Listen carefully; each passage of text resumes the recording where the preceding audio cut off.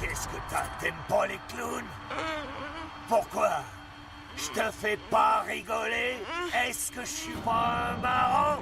T'as intérêt à me répondre, petit malin. Sinon, je vais revenir vous voir, toi et ta maman. Et si t'as pas une bonne raison de détester tous les clowns, je vous tuerai, toi et toute ta putain de famille. Salut les amis, Chapleto qui est en ligne. Bonjour, bonsoir, comme d'habitude. Je sais pas quand vous regarderez la vidéo, ou simplement si vous allez la regarder. Écoutez, on va se retrouver aujourd'hui pour un 20 films 20 minutes. Voilà, ça fait un petit moment que j'en avais pas fait. Et voilà, j'ai une petite sélection de 20 films regardés ces derniers temps. Vous allez voir, c'est assez varié. Bon, ça reste globalement de la comédie et de l'horreur, mais il y a 2-3 petites particularités également. Il y a du vieux film, du très récent, il y a du classique, je pense certains trucs totalement inconnus. Donc voilà, n'hésitez pas comme d'habitude du coup en fin de vidéo à partager, liker, commenter et dire si le format vous avait manqué. À ce moment-là, je continuerai à le faire régulièrement, soit une fois par mois ou une fois tous les 2 mois. Donc on va repartir sur le même principe. C'est sans plus tarder les amis avec le premier film. Voilà, c'est The Belko Experiment. Alors c'est un film de 2016 réalisé par Greg McLean, alors réalisateur entre autres de Wolf Creek, de Jungle récemment avec Daniel Radcliffe ou encore de Solitaire avec l'énorme crocodile. Alors Belko Experiment, ça raconte quoi? C'est une société implantée en Amérique du Sud de mémoire. Tous les employés sont tous confinés en fait dans leur tour. C'est une tour vraiment perdue au milieu de nulle part. Et la tour elle va totalement se verrouiller. Il y a une personne qui va être tuée, puis une autre, et ils vont avoir un message d'une voix off en fait, où ils vont devoir tuer un certain nombre de personnes avant telle heure, sinon le double de personnes sera tué. Et donc plus on avance dans le film, plus on assiste à un véritable carnage entre ceux qui veulent à tout prix s'en sortir par n'importe quel moyen, et ceux qui veulent la manière pacifiste entre guillemets on va dire. Jusqu'à une fin vraiment très particulière et qui annonce potentiellement une suite. Donc vraiment un très bon film. Si je devais lui attribuer une note, je lui mettrais une note de 16,5 sur 20. Donc je vous le conseille fortement. Donc Belko Experiment. Le second, c'est Watch Out, ou Better Watch Out, film de Chris Peckover. Inconnu au bataillon, c'est son premier film, c'est un film de 2016. En fait, ça raconte quoi? Ça raconte l'histoire d'un jeune homme. Ses parents vont partir pour une soirée, il va voir sa babysitter habituelle qui va venir.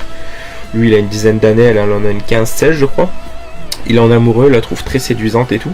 Donc, il va lui faire du gringue. Et il va se passer diverses choses, divers événements au cours de la soirée où il va prendre un peu un rôle d'un psychopathe, où il va complètement vriller dans sa tête. Et donc, ça va être un mélange de Maman, j'ai raté l'avion, à croiser avec un film d'horreur, parce qu'il y a quand même quelques scènes un peu gore.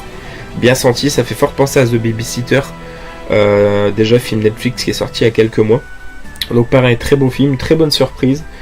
Et là, si je devais lui attribuer la note, je lui mettrais la note de 16 sur 20. Donc je vous le conseille également, on passe un très bon moment. C'est une bonne petite curiosité et je trouve que l'acteur est vraiment très très bon. Donc watch out. Ensuite, pour le troisième, on change totalement de sujet, c'est Grégoire Moulin contre l'humanité. Film de 2001 réalisé par Artus de Pangerne. C'est un gros what the fuck ce film. C'est un homme lambda, très banal, qui mène une vie très banale, très normale, et il va rencontrer une femme dans un café où il va tomber amoureux, mais il va pas oser l'aborder.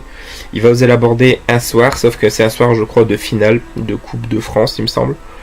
Et il va passer toute la soirée à essayer de la retrouver dans cette ambiance un petit peu festive et complètement loufoque. On va croiser divers personnages comme l'humoriste, comment s'appelle-t-il, je sais plus, le chauve, un humoriste un peu cinglé, et on passe un très très bon moment. C'est une très bonne comédie, on ne s'ennuie pas du tout, c'est vraiment des acteurs peu connus, c'est une comédie à petit budget qui n'a pas fait forcément beaucoup parler d'elle, et elle est vraiment géniale. Donc là pareil, si je mettais une note, je mettrais 15 sur 20. Pour le quatrième, on va partir sur un très mauvais film, on va pas se le cacher direct. C'est Guardian of the Tomb, c'est un film de 2018 de Kimball Randall. Étonnamment, ce réalisateur a fait 2 films que je trouve fort sympathiques. D'une part, Bait, où il y a un tsunami avec un requin dans un supermarché qui est plutôt cool avec Julianne McMahon. Et Cut, qui est un slasher des années fin 90 qui est plutôt très cool avec Kylie Minogue que j'aime vraiment beaucoup. Donc voilà. Guardian of the Tomb, c'est un groupe de personnes qui vont partir en exploration pour retrouver je sais même plus trop quoi.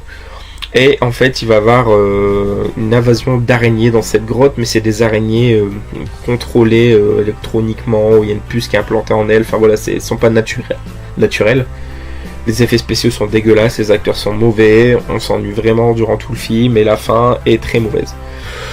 Donc passez votre chemin, je pense que je lui mettrais entre 7 ou 8 sur 20 si je devais lui attribuer une note. Donc c'est vraiment pas bon. Donc Guardian of the Tomb, sans intérêt. Le film qui suit est également très mauvais, encore plus mauvais. Ça s'appelle Mega Piranha, c'est un film de 2010. Alors c'est un film style Asylum Production, style Sci-Fi Production. Il y en a des très bons, mais il y en a des très mauvais comme celui-ci. Alors déjà la manière de filmer qui est vraiment, je déteste. La manière de passer d'une ville en autre en mode un peu comme un documentaire, mais vraiment on n'a pas le temps de faire 30 secondes à un endroit qu'on est à un autre endroit. On est tout le temps perdu dans le film, c'est super chiant, j'ai pas été jusqu'au bout, je vous avouerai. Les effets spéciaux sont dégueulasses, alors je sais que dans ce genre de film c'est pas le super qualité, mais il faut un minimum quand même, et là c'est vraiment très très mauvais. Donc film de 2010, totalement oubliable, mais vraiment totalement. Si je devais lui attribuer une note pour celui-ci, je lui mettrais la note de 5 sur 20. Et je pense encore être pas mal généreux avec ce film. Donc vraiment, passez votre chemin. Si vous deviez regarder ce film, bah le regardez pas. Le suivant est une très bonne surprise. Film australien intitulé Insane, ou titre original Storm Warning. Film de 2007. En fait, c'est un couple qui va échouer sur une petite île après une tempête, je crois. Et ils vont être accueillis, si je puis dire, par deux fermiers bouseux, un petit peu style Bayou, complètement tordus et complètement cinglés dans leur tête. Film bien dérangeant par moments, il y a des scènes bien tordues, il faut un petit moment quand même avant qu'il se passe vraiment quelque chose. La scène dans la grange avec les crochets et tout, si vous voyez de quelle scène je parle, arrive assez loin dans le film, 45-50 minutes je pense. Les deux acteurs, les tortionnaires sont très très bons. Et le rôle du père est vraiment plutôt cool également. Qu'est-ce que j'ai retenu dans ce film? Ouais, voilà, on passe un bon moment. Si je devais lui mettre une note, je mettrais une note de 16 sur 20, donc c'est plutôt pas mal. Et ben je vous le conseille, du coup, je vous invite à le regarder, donc Insane. Ensuite, je pense qu'il y a très peu de monde qui connaît le prochain film de 2015, film chilien, qui s'appelle Sendero. C'est un film dispo sur Netflix, en version originale sous-titrée française. Alors c'est une fille qui va partir fêter son diplôme dans je sais plus quel coin avec des amis ou de la famille, je sais plus, ils vont tomber au milieu de la route, ils vont penser qu'il y a un accident et en fait c'est un traquenard. Ils vont se faire kidnapper par une bande de tordus, de sauvages, et du coup ils vont se faire torturer, séquestrer, voilà, genre de film un peu classique, sauf que les scènes de viol, les scènes de torture justement on passe un cran dans le malsain quand même, on va au-delà des films un peu classiques dans ce style, c'est très inspiré Massacre à tronçonneuse, mais c'est encore plus crade au niveau de l'esthétique et au niveau de l'ambiance. Le tortionnaire principal, dégueulasse au possible. Voilà, on passe vraiment un bon moment, mais il faut vraiment avoir le cœur bien accroché pour regarder ce film. Donc ça s'appelle Sendero, et je lui mettrai la note de 16,5 sur 20. Ensuite, pour le prochain film beaucoup plus connu, film de Clive Barker, enfin adapté d'une nouvelle de Clive Barker, film de 2009, c'est Midnight Meat Train. Dans le rôle titre, on a Bradley Cooper, acteur principal de Very Bad Trip ou encore de Limitless avec De Niro, je crois. C'est un film de Ryutei Kitamura, donc il nous fait entre autres No One Lives avec Luke Wilson, je crois, ou Paul Wilson, je sais plus. Bref, Bard dans le Hobbit, et Downrange, tout récent, qui devait être vraiment très très bien. Alors Midnight Meat Train, ce que j'en ai pensé, je suis très mitigé sur le film. Toute la première partie est très très bonne, et la fin, je trouve que ça part un petit peu dans le n'importe quoi, j'ai pas aimé la fin. Ce qui fait que je lui ai mis la note de 14 sur 20, qui est pas mauvaise quand même. Mais cette note est surtout pour la performance de Bradley Cooper, que je trouve vraiment très très bon. Et de l'acteur principal, je sais plus comment il s'appelle, j'ai pas noté son nom, qui est vraiment très très bonne aussi. Je vais pas vous révéler ce qui se passe dans le film, faut que vous le voyez, c'est quand même un film à voir. Donc Midnight Meat Train, je mettrai 14. Ensuite, on va partir sur un petit nanar, je pense de début 2000 ou fin 90, ça s'appelle Frelon. Voilà, c'est un film assez banal, attaque de frelons tueurs, d'abeilles tueuses. Les effets spéciaux sont plutôt sympas, voilà, c'est très inspiré Les Oiseaux de Hitchcock par exemple, hein, c'est vraiment le même délire, mais c'est avec des guêpes, qui est quand même l'insecte qui me fait le plus peur et le plus stressé au monde. Donc je suis jamais bien à l'aise quand je regarde ce genre de film. Voilà, de ce genre de film, je pense que c'est peut-être celui que j'ai vu le meilleur. Il y a Firewatch que j'ai pas encore vu, et Stung, mais de l'attaque des guêpes tueuses, Frelon, Killer Bees. Voilà, je pense que c'est celui-là qui sort le mieux son épingle du lot. Et ça reste fort sympathique. Voilà, ça fait très téléfilm, hein. Je pense qu'il passait pas mal à la télé d'ailleurs à l'époque. Mais voilà, ça reste bien regardable. Donc Frelon, je mettrai la note de 13 sur 20. Voilà. Le prochain est une adaptation de Stephen King super connue, s'appelle Cujo. C'est un film de 1983. Et au niveau de la note, je la donne tout de suite, j'ai mis 16 sur 20. Alors Cujo, c'est le nom d'un gros chien qui va se faire mordre un soir par une chauve-souris. Il va être contaminé du coup. Et on va suivre petit à petit son évolution et sa transformation, enfin sa contamination, ouais. C'est un chien qui est fort gentil au début de film, et plus on avance par rapport à sa contamination, plus il devient mauvais et méchant, vraiment très méchant, en mode gros carnivore carnassier qui veut à tout prix choper sa proie. Et pendant toute la deuxième partie du film, on va suivre une mère et son fils qui vont être enfermés, séquestrés dans leur voiture par le chien autour, et ça va être un huis clos vraiment très sympa. Un peu comme Jessie, alors rien à voir avec le chien Jessie, mais le Jessie qui est sur Netflix, la nana qui va rester accrochée au lit, qui va avoir juste un verre d'eau à proximité, qui va devoir se débrouiller, c'est un peu le même style. Donc voilà, Cujo, je lui ai mis la note de 16, très bon film. Ensuite on reste sur les adaptations de Stephen King, on est sur un film de réalisateur Frank Darabont, donc qui a fait entre autres La Ligne Verte, Les Évadés, qui a travaillé sur Prison Break aussi. C'est The Mist, voilà, donc pour la note je vais donner 16,5 sur 20. Très bon film, on retrouve 3-4 acteurs justement de Walking Dead dedans. Très bon film et avec un super twist. J'ai vraiment beaucoup aimé. Je pense qu'il y en a beaucoup qui l'ont pas aimé, mais moi je l'aime beaucoup. C'est une brume en fait mystérieuse qui va envahir, je sais plus le nom du village, et un groupe de gens va être confiné, va être contraint à rester enfermé dans un centre commercial. Et la nuit ils vont se faire attaquer justement par des espèces d'insectes géants, comme des gros moustiques, tout ça. Et donc ils vont devoir se défendre en fait, parce que s'ils sortent ils sont automatiquement tués parce qu'il y a d'énormes bestioles, monstres et tout dehors. Donc très très bon, des très bons effets spéciaux, j'ai passé un très bon moment devant, ça faisait un moment que je voulais le voir. J'ai pas été déçu, donc voilà, c'était un film de 2008-2009 je crois par là. Et donc voilà, The Mist, 16,5 sur 20, je pense que c'est mérité comme note. Ensuite, on va partir sur un film de Clive Barker, cette fois-ci, film de 1987, et c'est Hellraiser le Pacte, donc le premier Hellraiser. J'ai vraiment énormément aimé, une très très bonne surprise, ça fait longtemps que ce film m'intriguait, que cette saga m'intriguait, et je lui ai mis 17 sur 20. Alors j'ai pas encore continué parce qu'il me manque le 2, il me faut à tout prix le 2 pour continuer. Et j'ai vraiment beaucoup aimé, que ce soit l'ambiance, que ce soit les effets spéciaux, je m'attendais pas trop à la moitié du film, comment elle se déroule. Le fait que ce soit une nana qui trompe son mari, que son amant décède et qui revient petit à petit, mais que pour qu'il revienne au monde des vivants, elle doit le nourrir avec du sang. Enfin voilà, il y a tout un truc vraiment super sympathique.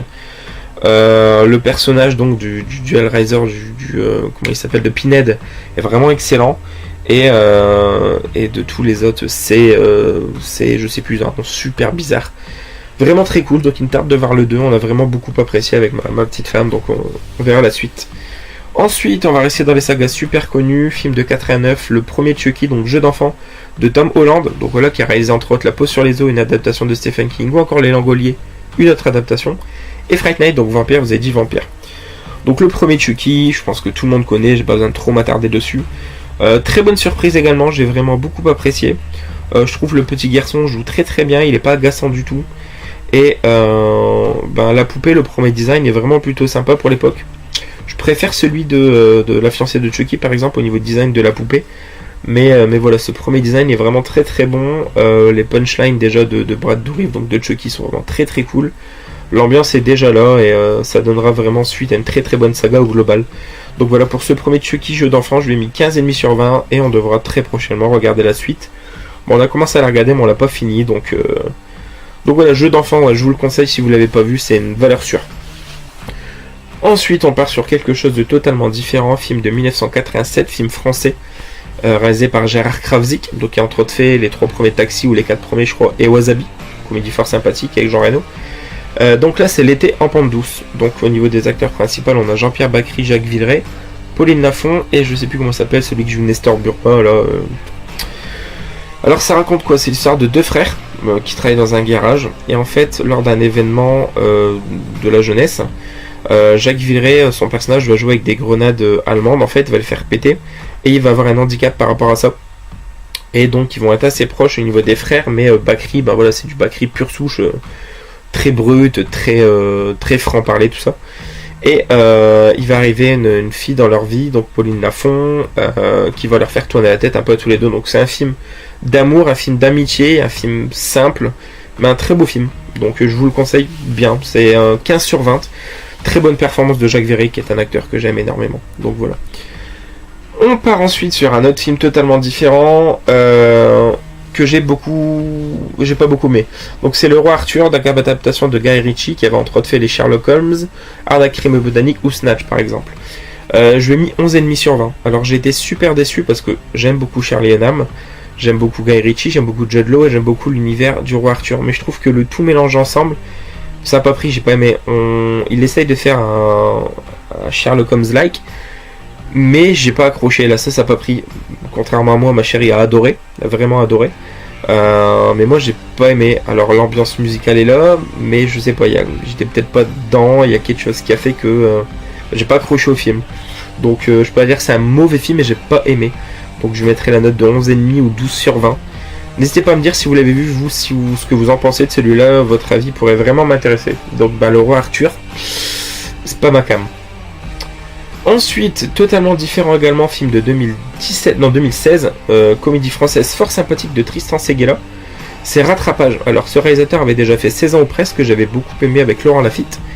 Et là, Rattrapage, ça raconte quoi? Ça raconte l'histoire de 3 potes qui passent le bac, et pour fêter le bac, ils doivent aller à un festival de musique, sauf que sur les 3, 2 seulement ont le bac, et le troisième qui l'a pas, c'est celui qui est censé les conduire. Normalement, il devrait pas y aller puisqu'il doit passer les rattrapages.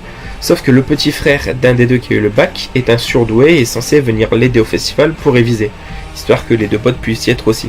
Sauf que forcément ça va pas se passer comme prévu. Au début il va réviser et il va se passer plein de trucs qui vont faire que il va arrêter les révisions. C'est très fun, c'est très babysitting, très very bad trip, très Projet X dans l'ambiance.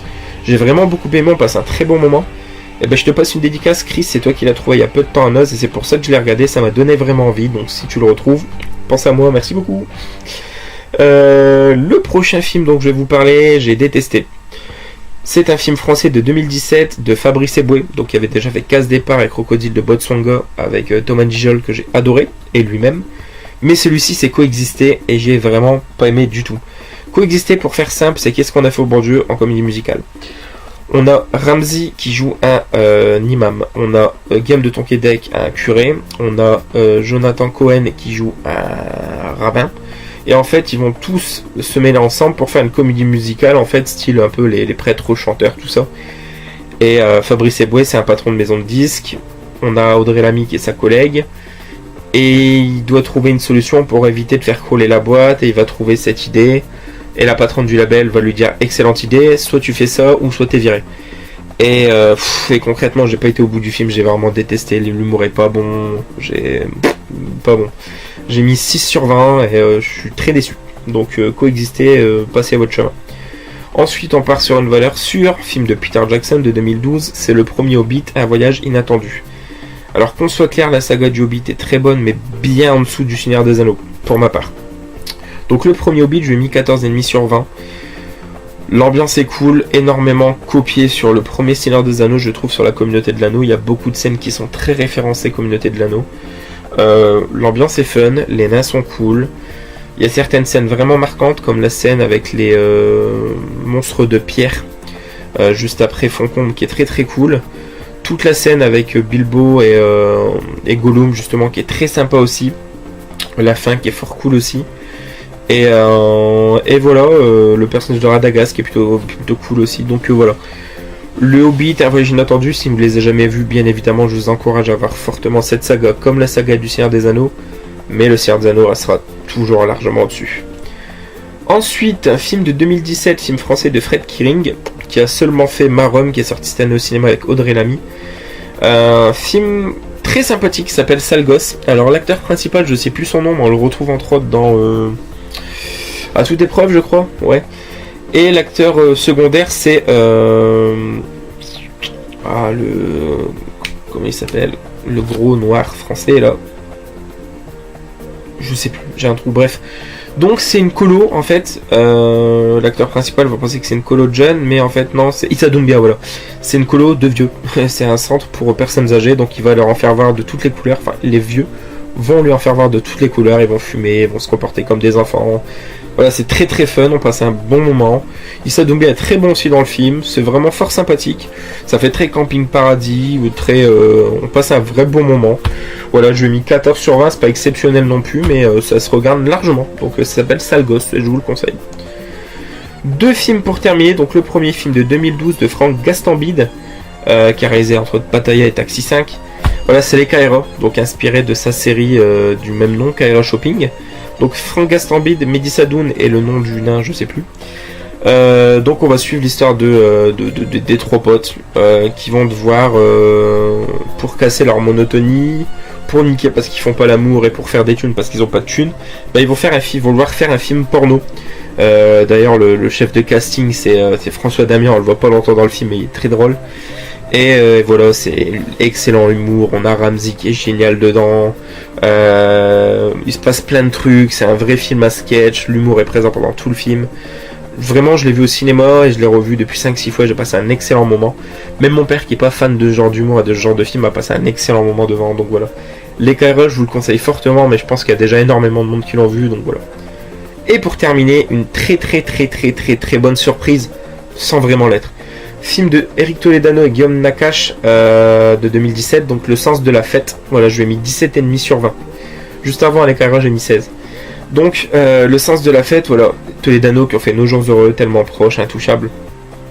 Donc Jean-Pierre Bacry, qui est organisateur de mariage, qui arrive à un certain âge d'avancée de la vie, qui commence à en avoir un peu marre, doit fonctionner avec parmi dans son équipe William Lesguil, Gilles Lelouch en DJ un petit peu cinglé, Jean-Paul Rouve en photographe très drôle et complètement casse-couille, et William Lesguil aussi et Alban Ivanov. Voilà. Très bon film, marqué sur l'univers des mariages, sur ce qui se passe pendant l'organisation d'un mariage. On a un bon humour. Il y a des superbes scènes visuellement, toute la fin est vachement féerique je trouve, il y a des super beaux plans. Il n'y a pas énormément d'humour dans le film, mais on passe un excellent moment. C'est vraiment un super beau film, je vous le conseille fortement. Le Sens de la Fête. Voilà les amis, c'est tout pour cette vidéo, j'espère que ça vous aura plu. Ça faisait longtemps que je l'avais pas fait, et n'hésitez pas comme d'habitude à liker, partager, commenter. Et quant à nous, on se retrouvera très prochainement pour une nouvelle vidéo. Jouez Nananiv, mais ok, ciao ciao.